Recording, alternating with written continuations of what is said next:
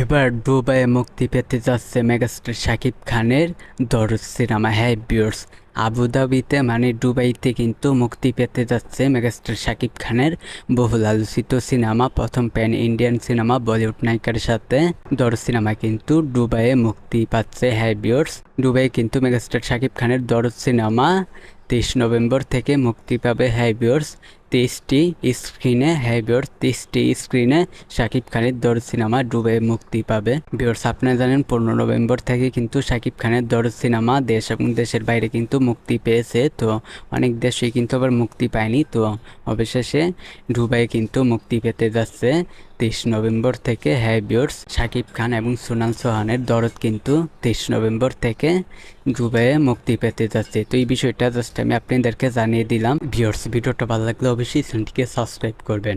আজকের ভিডিও এই পর্যন্ত, পরের ভিডিওর জন্য সবাই অপেক্ষা করতে থাকেন।